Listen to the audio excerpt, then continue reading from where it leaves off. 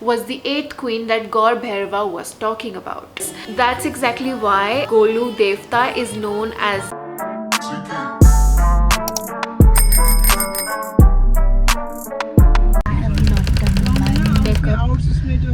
as always running late, so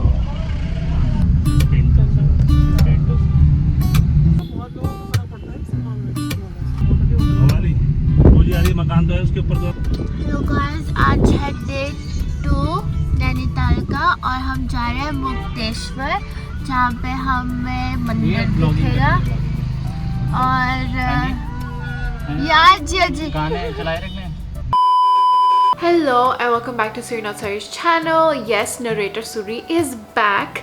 By the way, I would just like to thank you for so many views that I received on the part 1 of this Nainital series where I visit Neem Karoli Baba. That is the largest amount of views I've ever gotten on my long form content. So if you haven't watched that video, you might want to watch it after you finish watching this one, or you can also watch it before, any order you like. So on day 2 of the Nainital trip, we visited the Golu Devta temple, and trust me, this was my personal favorite place in the entire trip.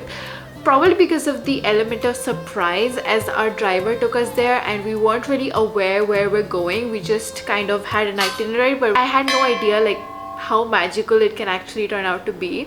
But basically, as we're climbing the temple in this vlog, which literally got more stunning with each step we took, let me tell you what the Golu Devta temple is and its significance. So here's how the story goes. Somewhere around the 10th century, there was a king who was the son of Katuri King Jhalrai, who ruled over Champawat. Sorry if I'm getting any pronunciations wrong. But basically, King Jhalrai was childless even though he had 7 wives. Now this king had sought out many holy lands, he performed many pilgrimages, he consulted various astrologers and pundits, and even performed a lot of charitable work in order to win God over and perhaps be blessed with a child. So, you know, upset and eager for a child, he prayed to his family deity, which was Gaur Bhairava. So, family deity yani ki hamare kul devta.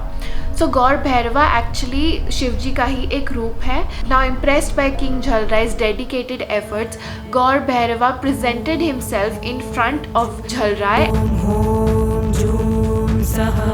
and said he shouldn't worry because he himself will be born in the form of his child, and he assured him that this child of his will have god-like capabilities. However, he will not conceive this child with any of his 7 queens, but instead he's going to have this child with an 8th queen. That same night, King Jhalrai dreamt of a beautiful woman sitting atop of the Nilkant peak. And as soon as he saw that woman in his dream, he was sure that this was the 8th queen that Gaur Bhairava was talking about. So when he woke up, he alongside his troops made their way to the Nilkant peak where he searched for this woman. But he didn't find her that easily. It took him quite some many days in the dense forest. On one of these days, he stopped by a pond to replenish himself with some water. There, he saw a woman in deep meditation sitting by the pond. With the intention of not disturbing the woman, when King Jhalrai was fetching himself some water, the woman opened her eyes and in anger said, "This is my pond and you cannot draw water from it without my permission. तुम मेरे permission के बिना यहाँ से पानी नहीं P सकते." Now the king looked at this astonishing goddess of a woman and realized that this was indeed the mother of his future child, and not in the "and kids, this is how I met your mother" kind of way, but like this was the 8th queen that Gaur Bhairava was talking about and the woman that appeared in his dream kind of way. Now the king, being well the king, asked, "Goddess, I am the king of this kingdom. How is it that I cannot drink water from a pond in my own kingdom?" Now this woman introduced herself. She said, "I am Kalinka, the sister of the Panchanam deities, and I'd just like to know how I can be sure that you indeed are the king." And to this, King Jhalrai answered, "Well, how can I prove to you that I am indeed the king?" Then Kalinka said, There are two bulls fighting in front of us. If you can, with your power and skill, separate the two, then I will believe that you are indeed the king. Now King Jhalrai tried his best to separate the two bulls, but he couldn't. That's when Kalinka stepped in and she did it herself. King Jhalrai was so impressed that he asked her to marry him then and there. She said she could only say yes after she asked her guardians, who were the Panchanam gods. Now the gods, knowing how powerful King Jhalrai was, approved and Kalinka and Jhalrai got married. So of course King Jhalrai's previous 7 wives were extremely jealous of Kalinka, who was the 8th wife. But they couldn't really do anything about it. The previous 7 wives knew that the 8th queen would get, that Kalinka would get even more praise and attention when she has a child. So when Kalinka was indeed pregnant with her child, they convinced King Jhalrai that they would act as nurses. All 7 of them would act as nurses, as they didn't want any external enemies to sort of harm the baby. So King Jhalrai, suspecting nothing of it, he agreed to this. So now when Kalinka delivered the baby, they swapped the baby for a rock covered in blood. After which they said, look, this is what you've produced, a rock. Meanwhile, the actual child, the baby that was delivered by Kalinka, was kept in an iron chest, locked up and left to flow in the river Kali. Luckily at Gauri Ghat, a fisherman found the iron chest and inside he found the baby as well. Since the fisherman and his wife were also childless, they considered it a gift from God. In fact, one of the miracles even included that when the fisherman's wife took the baby in her arms, her breast automatically started to produce milk for the baby. So the couple named this child Goria, since the complexion of the child did not match with them. And later it became Golu. The entire village actually considered this child a blessing from God. Now as Golu grew up, he realized that he had magical powers. He started to have dreams about where he came from, and he even remembered that it was his stepmothers who literally packed him in a trunk and threw it in the river. Golu, now aware that he had divine powers, asked his father, the fisherman, for a horse. Now the fisherman, unable to afford an actual horse, got a wooden horse made for the child. Golu loved this present and played with it every single day, until one day he actually rode the horse all the way up to the capital, where he came across the king's 7 wives. The 7 wives laughed and mocked Golu for offering and giving water to a wooden horse, to which Golu replied, well, if Queen Kalinka can give birth to a rock, then my wooden horse can also drink water. Yes. Aisa tans mara. That is the taunt that he gave the 7 queens. Now when King Jhalrai found out from the villagers that there was a boy who was giving water to a wooden horse, he called him to explain what was up. Now Golu revealed to the king how terrible the 7 stepmothers were and how he was thrown into a river, and that Kalinka was actually his real mother. And he even revealed to king how Gaur Bhairava has blessed him with special powers. Now of course nobody except the king himself knew how Gaur Bhairava had promised the king that one day he would be incarnated as his own child. So the king believed this and realized that this was indeed his son.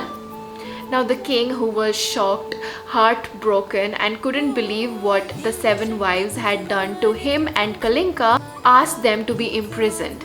Since then, Golu, or Golu Devta now, has been seen as a king of justice. Even when he reigned the throne himself, he was a king who used to give everybody justice. That's exactly why Golu Devta is known as the Devta of justice. It is believed that if you visit any of his temples, there are quite a few. Whatever problem you have, if you ask for justice, justice will be delivered.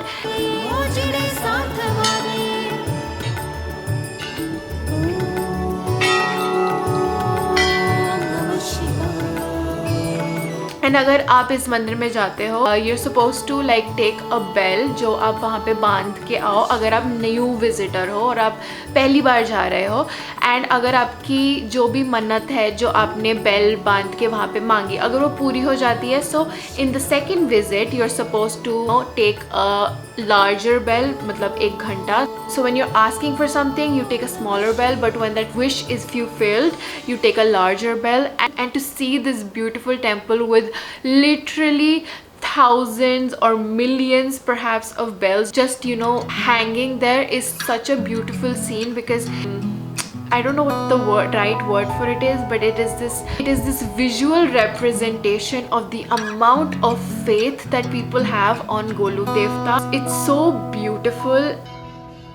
Karpura Gauram Karunavataram Samsara Saram Bhujagendraharam Sada Vasantam Hridayaravinде Bhavam Bhavani Sahitam Namami. Karpura Gauram Karunavataram Samsara Saram Bhujagendraharam Sada Vasantam Hridayaravinде Bhavam. So interestingly enough, Kalinka, who was Golu Devta's mom, is also an entire deity of her own. वो भी एक कुल देवी है. And then she also has like 2 brothers जो भी कुल देवता है and are regarded as her brothers, which is Mamu Sam Devta in Almora, and the second brother is Harishchandra Devkund, who is, you know, the spiritual presence of Raja Harishchandra. So these 2 are like the family of Golu Devta. ये दोनों उनके मामा लगते हैं. Please correct me if I am wrong, because it did take a lot of research for me to find these names. And of course I do plan on going back to Nainital one day. I don't know how soon, but one day maybe I will visit these family deities myself. But yeah, if I pronounce anything wrong, if you have more information on this, then please feel free to comment, because I do feel that local people have a lot more knowledge of the folklore and the legends of the local community than, you know, a tourist who is just like going there and researching it on the internet. So yeah, that is it from narrator Suri. तो इनके ऊपर विश्वास ऐसे बैठ गया कि अगर आपको कोई केस अटका हुआ है तो आप यहाँ पे आके अपने स्टैम्प पेपर बांध दो।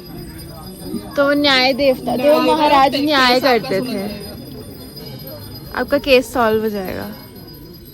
हम तो यार, हमारे तो कोई केस ही नहीं चल रहा। मेरा केस है पानी के मीटर का। पानी के मीटर का क्या केस चल रहा है आपका? वो वैसे पूरा के ऊपर भी टोने टोटके हैं वो हट जाए, मेरी भांजिया के ऊपर कुछ गलत चीज़ है तो वो भी हट जाए, मेरे जीजा को सद्बुद्धि देना। सहितं नमामि कर्पूर गौरं करुणावतारम्